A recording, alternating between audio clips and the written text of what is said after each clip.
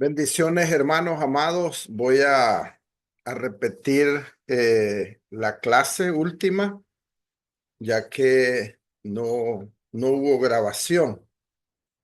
Entonces voy a poner el material,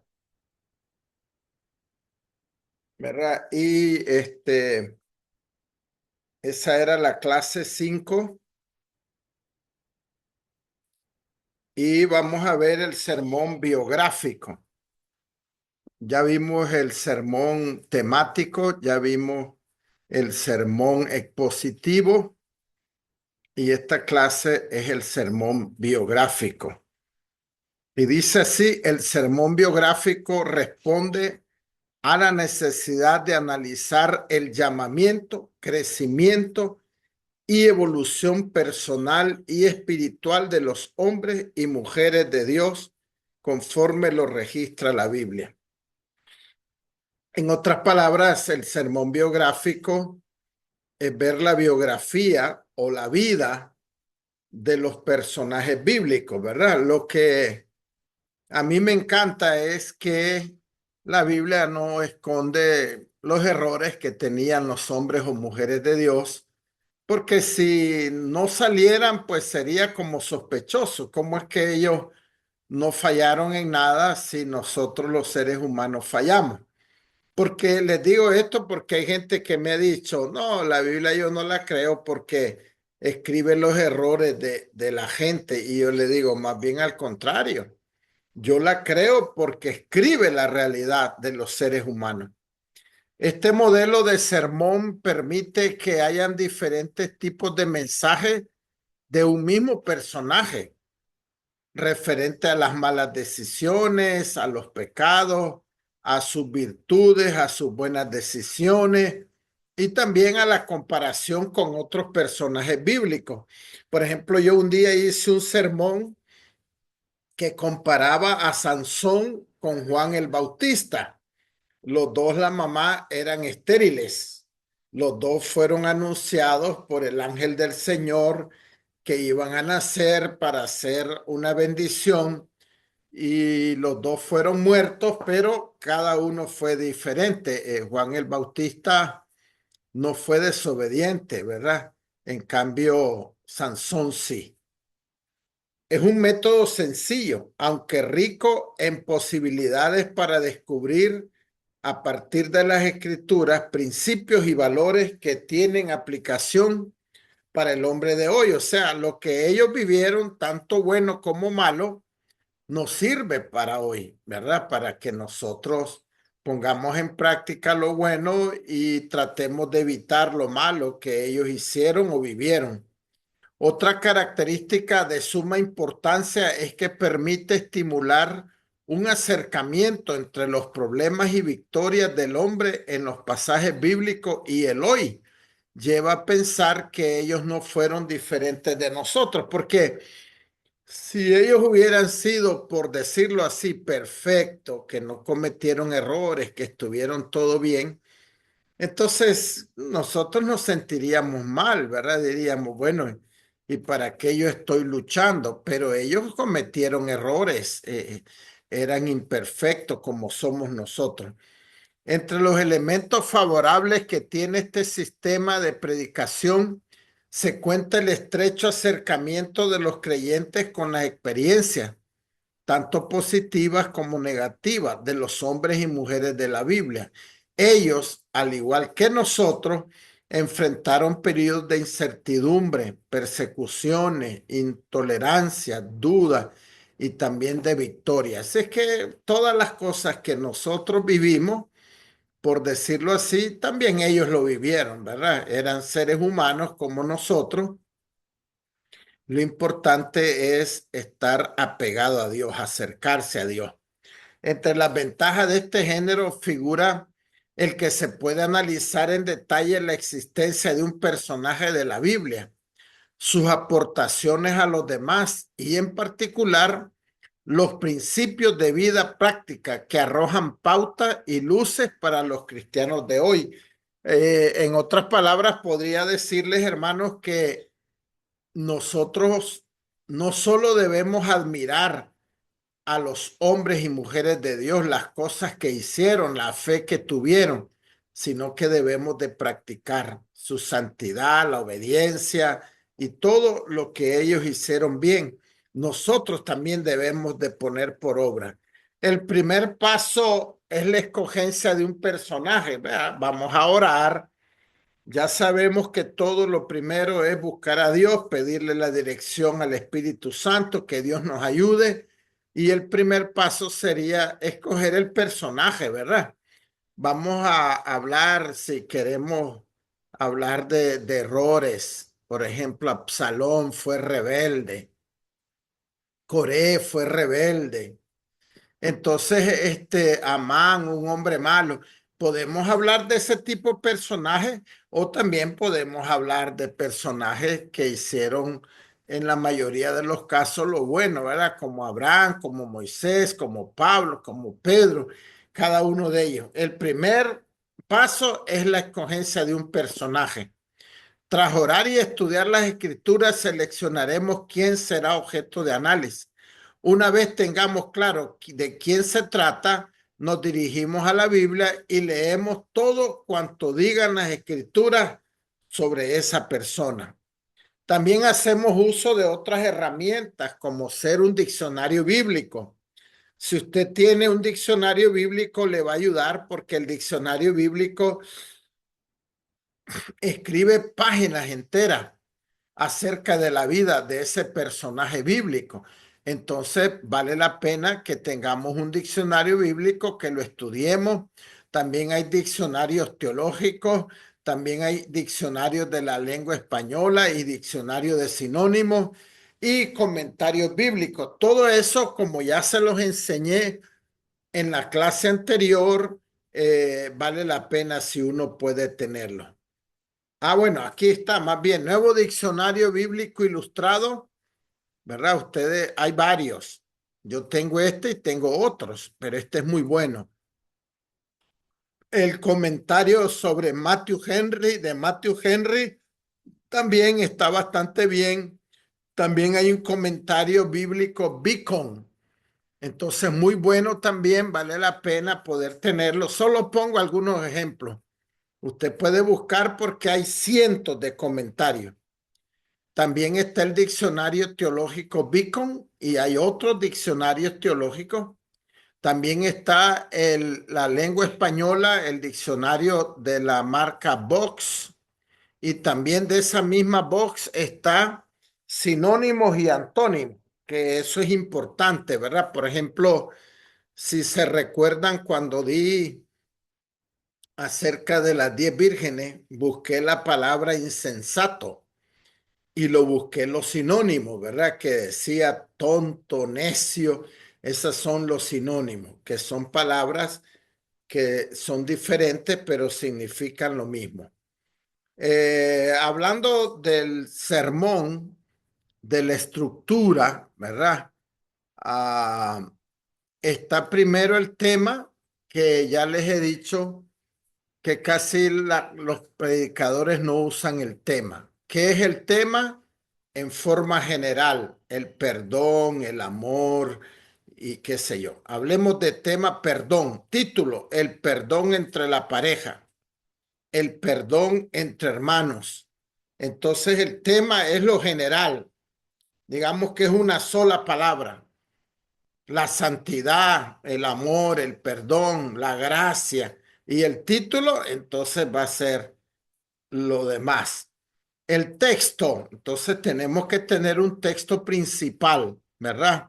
Y después vamos con la introducción. Hermanos, la introducción, en otras palabras, es un testimonio, es una anécdota, que usted puede agarrar la introducción de algo bíblico. Por ejemplo, voy a predicar de la fe y yo puedo agarrar uno de los casos de la Biblia de fe y darlo como una introducción, ¿verdad? La introducción es algo que impacta la vida de la iglesia, ¿verdad? Y dice, me interesa lo que va a predicar este pastor o este predicador. Esa es la introducción.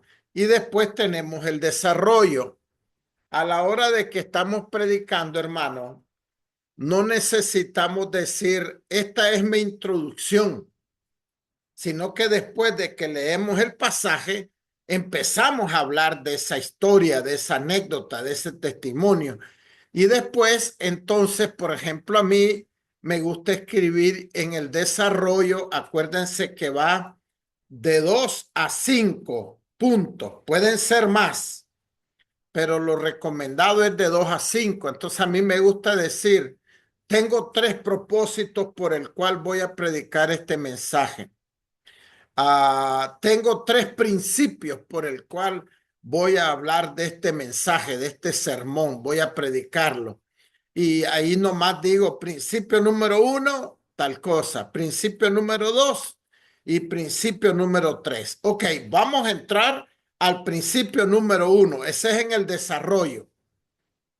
Entonces recuerden que no, uno cuando está predicando no dice, este es mi desarrollo. Uno dice, voy a hablar de 3 puntos importantes en este sermón. Después va a estar la conclusión y recuerden que la conclusión no es volver a predicar, sino que conforme a esos 3 puntos, 4 puntos, 5 puntos que hablamos en el desarrollo, entonces vamos prácticamente a mencionarlos cuando estemos concluyendo. Y después recordarles que siempre hay que hacer un llamado.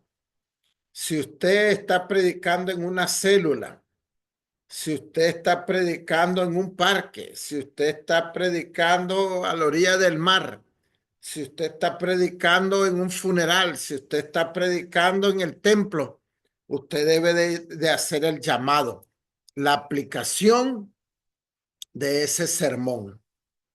Entonces, digamos que yo, como estamos hablando del sermón biográfico, aquí les puse un ejemplo y aquí es acerca de Sansón. Ese es el personaje que escogí. Y acuérdense que el título uno lo puede escoger lo que quiera. Como Sansón pecó, entonces puse el precio del pecado. Pero alguien puede poner la vida de desobediencia de Sansón, ¿verdad? El fatal final de Sansón y cualquier otro tema. Si hay cosas que quiere hablar, pues solo positivo, pues el llamado de Sansón. Y acuérdense que necesitamos un título, el precio del pecado, y necesitamos un texto, Jueces 13 del 1 al 5. Y aquí está el texto. Dice, los hijos de Israel volvieron a hacer lo malo ante los ojos de Jehová. Y Jehová los entregó en mano de los filisteos por 40 años. Y había un hombre de Sora, de la tribu de Dan, el cual se llamaba Manoa, y su mujer era estéril y nunca había tenido hijos. A esta mujer apareció el ángel de Jehová y le dijo, he aquí que tú eres estéril y nunca has tenido hijos, pero concebirás y darás a luz un hijo.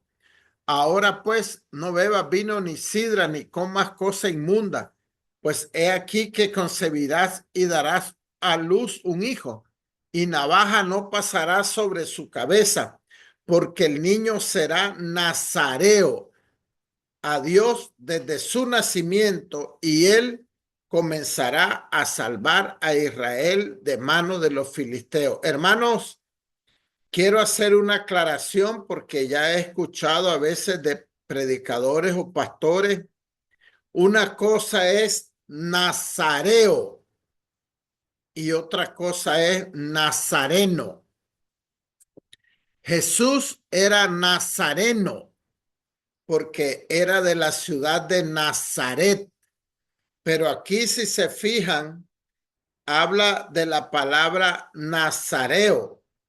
Esa palabra,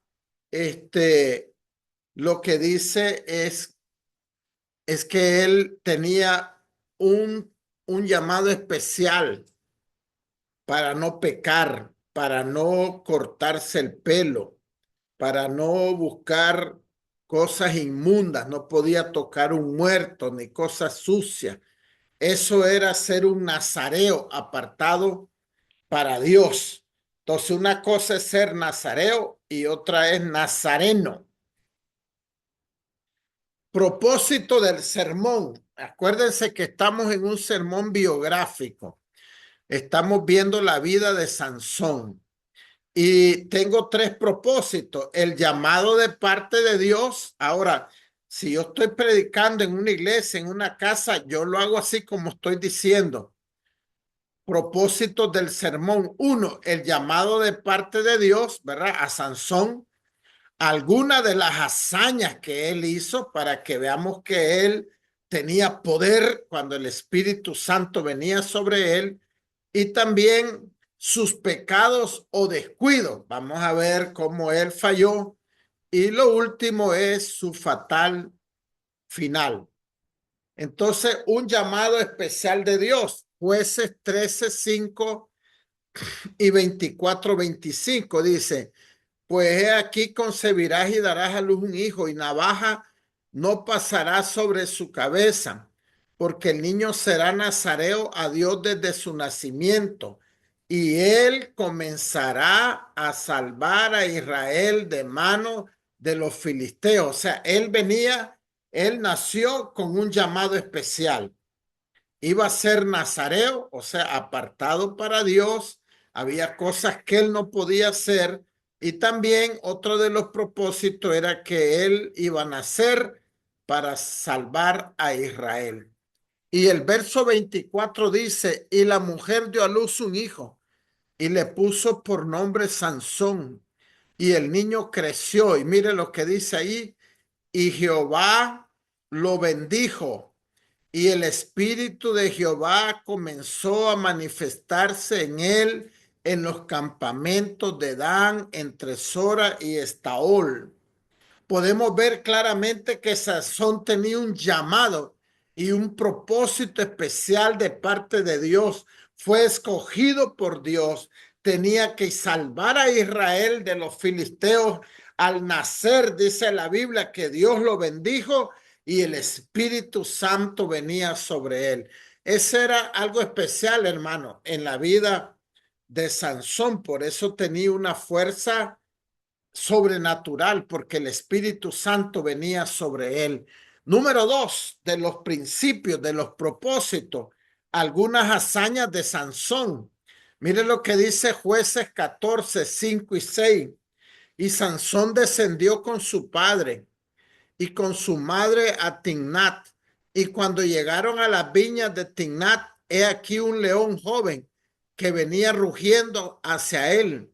Y el espíritu de Jehová vino sobre Sansón, quien despedazó al león como quien despedaza un cabrito, sin tener nada en su mano, y no declaró ni a su padre ni a su madre lo que había hecho. Ustedes se imaginan la fuerza que tenía este hombre, este joven.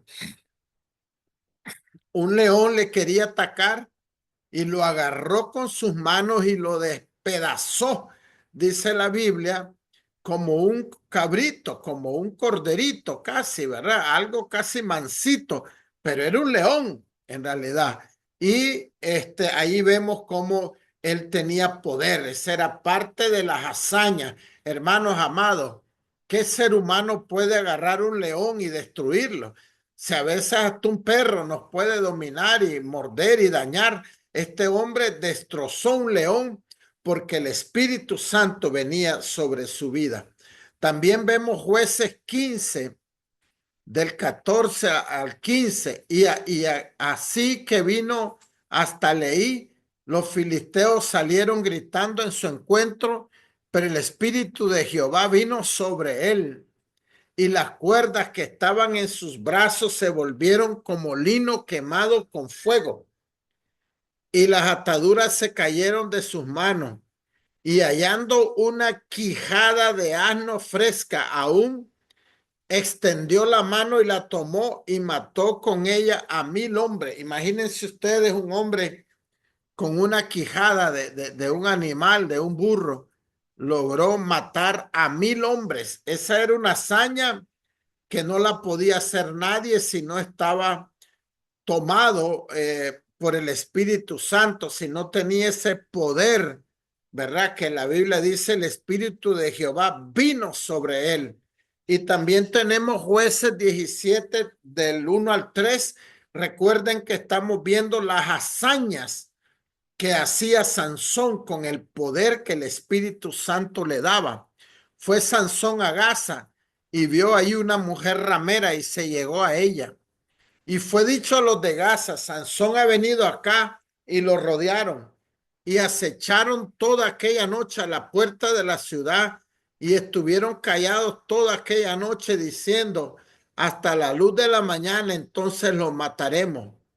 Mas Sansón durmió hasta la medianoche y a la medianoche se levantó y tomando las puertas de la ciudad con sus dos pilares y sus cerrojos, se las echó al hombro y se fue y las subió a la cumbre del monte que está delante de Hebrón. ¿Ustedes se imaginan qué hazaña la de ese hombre que querían matarlo? Y se despertó por la madrugada, agarró los pilares, la puerta y todo y se las puso encima y se fue. Clase susto le ha de haber dado a esos que querían matarlo. Número 3 de los propósitos, sus pecados o sus descuidos. Jueces 16, 1 al 2 dice, fue Sansón a Gaza y vio allí a una mujer ramera y se llegó a ella.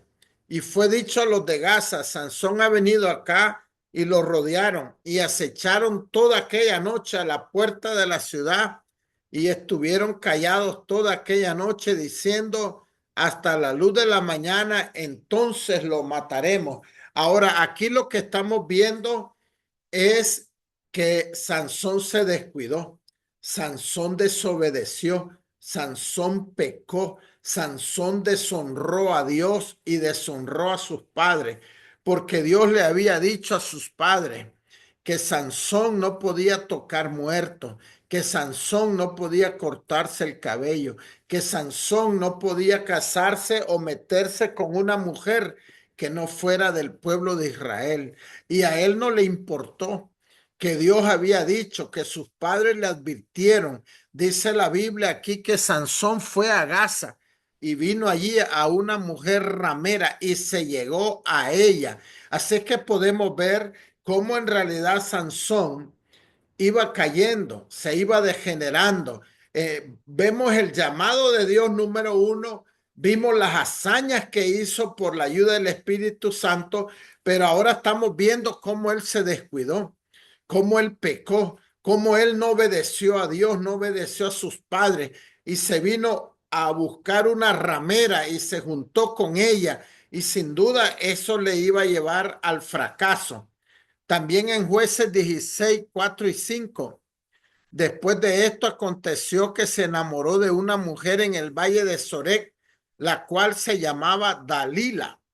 Ahí vino la destrucción para la vida de Sansón, ¿verdad? Aunque ya había pecado anteriormente, pero a través de esta Dalila es que los filisteos lo agarraron, lo dejaron ciego, lo tenían allí como payaso, como juguete.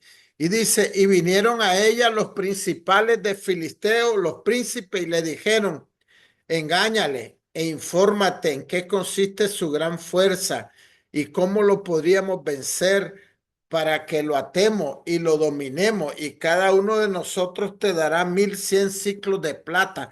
Hermanos, estos filisteos, ¿verdad? Estaban planeando algo y encontraron a esta mujer Dalila que logró engañar a Sansón. Los filisteos sabían que Sansón tenía una fuerza que nadie podía ganarle, hermano, ni miles, pero buscaron la manera y le dijeron a esta mujer, y Sansón cayó en manos de esta mujer y Sansón le reveló dónde estaba su poder o parte de su poder, y entonces fue algo terrible, ¿verdad? Después, para finalizar, vemos su fatal final. Y Jueces 16, del 18 al 20 dice, viendo Dalila que él le había descubierto todo su corazón, envió a llamar a los principales de los filisteos, diciendo, venid esta vez, porque él me ha descubierto todo su corazón. Y los principales de los filisteos vinieron a ella trayendo en su mano el dinero. Y ella hizo que él se durmiese sobre sus rodillas y llamó a un hombre quien le rapó las 7 cejas de su cabeza y ella comenzó a afligirlo, pues su fuerza se apartó de él y le dijo, Sansón, los filisteos sobre ti. Y luego que despertó él de su sueño, se dijo, esta vez saldré como las otras y me escaparé. Pero él no sabía que Jehová ya se había apartado de él. Hermanos, Sansón jugaba, ¿verdad? Los filisteos, los enemigos lo querían agarrar y él se hacía como que lo iban a dominar y después los mataba a todos, los dominaba. Eso pasó varias veces, pero esta vez ya no. Y dice el pasaje al final, dice, pero él no sabía que Jehová ya se había apartado de él. Es algo terrible, hermanos, cuando en realidad nosotros pecamos porque nos alejamos de Dios, porque quedamos descubiertos, así como quedó él. Sansón nunca pensó que a través de una mujer iba a venir su desgracia y hasta la muerte. No obedeció a Dios ni a sus padres que lo advirtieron. El pecado siempre trae consecuencias terribles, a veces hasta de muerte. Sansón no sabía que el Espíritu Santo ya no estaba con él. Y Jueces 16:23 dice, entonces los principales de los filisteos se juntaron para ofrecer sacrificio a Dagón, su dios, y para alegrarse, y dijeron, nuestro Dios entregó en nuestras manos a Sansón, nuestro enemigo. Y viéndolo el pueblo, alabaron a su Dios, diciendo, nuestro Dios entregó en nuestras manos a nuestro enemigo y al destructor de nuestra tierra, el cual había dado muerte a muchos de nosotros. Y aconteció que cuando sintieron alegría en su corazón, dijeron, llamad a Sansón para que nos divierta.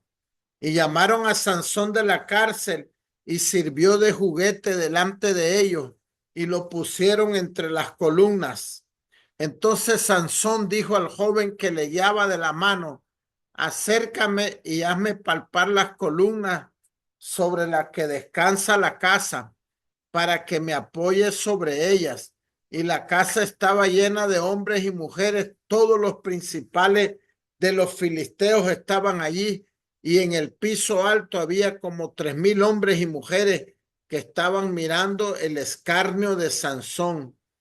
Entonces clamó Sansón a Jehová y dijo, Señor Jehová, acuérdate ahora de mí, fortaléceme. Te ruego solamente esta vez, oh Dios, para que de una vez tome venganza de los filisteos por mis 2 ojos, porque lo habían dejado ciego, hermano.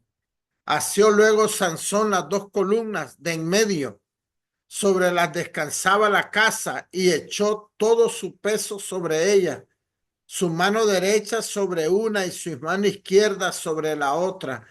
Y dijo Sansón, muera yo con los filisteos. Entonces se inclinó con toda su fuerza y cayó la casa sobre los principales y sobre todo el pueblo que estaba en ella. Y los que mató al morir fueron mucho más que los que había matado durante toda su vida. A veces no nos damos cuenta que el pecado nos está llevando a consecuencias terribles, incluso a la muerte. Por el pecado de Sansón, los filisteos creían que su falso Dios era más poderoso que Jehová. Los filisteos se alegraron y lo vieron como un payaso. Debemos recordar que si permanecemos en el pecado, seremos como payasos para la gente, seremos de burla ante la familia, amigos y conocidos. Conclusiones.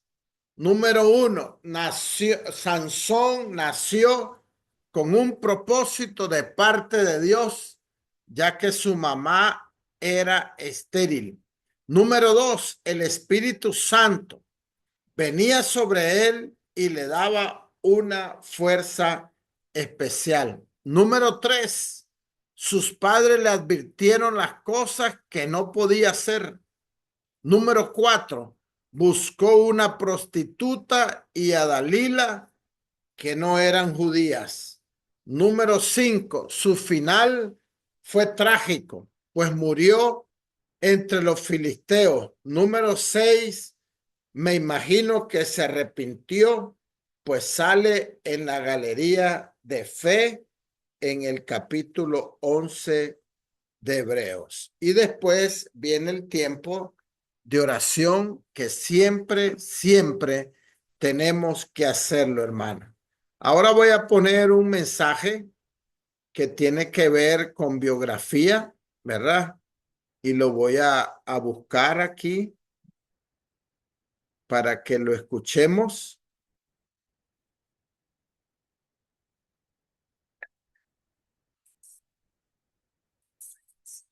Dice, siempre se cosecha lo que se siembra. Y para ilustrar esa verdad, para que quede arraigada, perdón, en nuestro corazón, quiero hablar de un personaje en la Biblia. Porque Pablo dice que el Antiguo Testamento, las historias del Antiguo Testamento fueron escritas para que nosotros aprendamos de los errores de las personas y no las volvamos a cometer. El personaje que he elegido es David, porque en su vida encuentro buenas semillas, pero también malas semillas. Y cada semilla, como dice Gálatas, produce una cosecha. Por eso tenemos que aprender a sembrar buenas semillas. En primer lugar, David, una buena semilla en la vida de David es que él fue un hombre conforme al corazón de Dios. Una persona conforme al corazón de Dios es alguien que ama lo que Dios ama y odia lo que Dios odia. En segundo lugar, fue un hombre agradecido. Fue un adorador 24 horas del día, los 7 días de la semana. Y podemos conocer su adorador y la confesión que permanentemente salía de los labios al leer los salmos, porque más de 70 salmos fueron escritos por él. En el Salmo 34, versículo 1, él dice, alabaré al Señor en todo el tiempo. A cada momento pronunciaré sus alabanzas. David habló. No hay nada más poderoso que semillas de vida que proclamamos permanentemente con nuestra boca. Todo lo que usted declare es una semilla que con el tiempo va a producir una cosecha. Está declarando usted. En tercer lugar, David amaba la palabra de Dios. En el Salmo 119, 97, dice, oh, cuánto amo yo tus enseñanzas, pienso en ellas todo el día. Y luego dice, tus mandatos me hacen más sabio que mis enemigos. El secreto de la sabiduría de David era que amaba la palabra del Señor. No solo la amaba, sino que también la obedecía. En el Salmo 119, 2, él dice, felices son los que obedecen sus leyes. El secreto para su felicidad era obediencia a la palabra de Dios. Y el versículo 9, él hace esa pregunta, ¿cómo puede un joven, una persona, mantenerse puro o pura? Y él dice, obedeciendo tu palabra. Y luego unos versículos adelante él añade, en mi corazón he guardado tus dichos, tus palabras, para no pecar contra ti. En cuarto lugar, David conocía el principio de la siembra y la cosecha. No solo la conocía, sino que la creía. Y esto lo digo porque hoy hay algunos que dicen que la ley de la siembra y la cosecha ya no se aplica. Pero eso no es cierto. Dice en el Salmo 18:20, el Señor me recompensó, y luego dice por la razón por la cual Dios lo recompensó, por hacer lo correcto. Si yo hago el bien, soy recompensado. Y en Salmo 7:3 él dice, oh Señor Dios mío, sí, he hecho mal, o soy culpable de injusticia. Si he traicionado a un amigo o he saqueado a mi adversario sin razón, entonces que mis enemigos me capturen. Él dice todo esto con toda confianza porque él sabía que no había hecho el mal, ni era culpable de injusticia, ni de traición. Él sabía que no había sembrado malas semillas. Por eso estaba seguro de que Dios lo protegería. En el Salmo 38:3 él dice, mi salud está arruinada. Y luego dice, ¿por qué? A causa de mis pecados. Él sabía que el pecado enferma, la ley de la siembra y la cosecha. Pero además, otra buena semilla en la vida de David es que él fue escudero del rey Saúl. En su juventud, 1 Samuel 16:21 dice que David llegó a donde estaba Saúl y quedó a su servicio. Y Saúl el rey llegó a apreciar mucho a David y el joven se convirtió en su escudero. Hoy necesitamos escuderos. Los papás necesitamos que nuestros hijos sean nuestros escuderos. Nuestros hijos necesitan que nosotros seamos sus escuderos. La iglesia necesita, o las personas de la iglesia necesitan que seamos sus escuderos. Nos necesitamos. Entonces la pregunta es, ¿qué es un escudero? Pues es una persona que cubre nuestra espalda. Eso significa que si cometemos un error o si decimos alguna imprudencia, el escudero sabe cuál es la verdadera intención de nuestro corazón, de nuestra espalda. El escudero está con nosotros cuando más lo necesitamos. Es una persona que nos apoya en todo lo que hacemos. Y también es alguien que, a pesar de conocer nuestras debilidades, no las usa en contra nuestra. Pero cuando tiene que confrontarnos, aunque tenga que poner en riesgo su trabajo o aún su amistad, su relación con nosotros, un escudero nos confronta. Eso quiere decir que no es lambón. Hay gente que todo el tiempo lo está lamboneando a uno. No.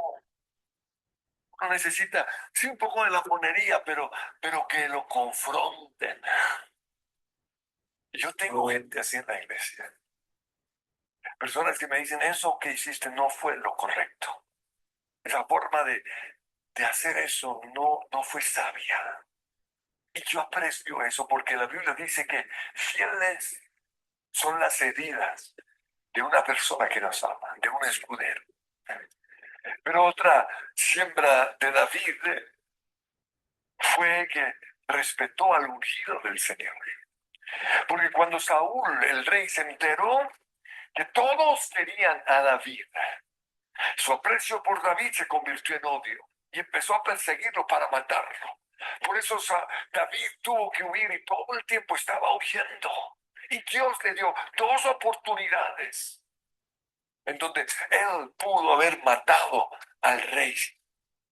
Pero algo que tenemos que entender nosotros es que cuando Dios pone esa clase de oportunidades en nuestras vidas, no necesariamente es para que matemos a esa persona, sino más bien Dios quiere probar nuestro corazón. Y aunque sus amigos le dijeron a David, mátalo, Dios te ha dado esta oportunidad, él dijo, no tocaré al ungido del Señor. Porque aunque él sabía que la presencia de Dios ya no estaba con Saúl, él recordaba que Dios lo había ungido. Otra buena semilla en la vida de David es que perseveró haciendo el bien, aun cuando no vio el fruto de los años de siembra. Él dijo, voy a seguir amando, voy a seguir perdonando, voy a seguir creyendo, voy a seguir haciendo el bien. Otra semilla en su vida fue la presencia de Dios. Esa era su prioridad. Lo primero que hizo David cuando fue coronado como rey fue ir a buscar el arca del pacto, que era el lugar en donde se manifestaba la presencia del Señor, y lo trajo a Jerusalén. Su prioridad era la presencia del Señor. Pero también fue un hombre apasionado por la iglesia, por la casa de Dios. Entonces, hermanos, Él dice, aquí podemos ver, ¿verdad?, que el predicador está hablando de la vida de David, ¿verdad?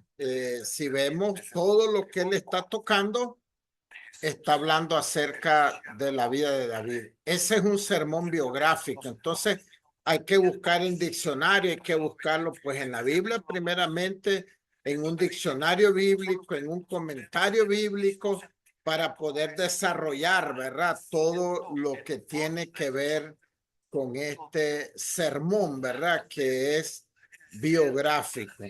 Así es que, pues aquí les repetí la clase, hermanos, y vamos a grabar solo este mensaje y vamos a terminar aquí, ¿verdad? Para que ustedes puedan tener este video y les pueda ayudar. Hermanos, que Dios me les bendiga grandemente y nos vemos este lunes, si Dios permite.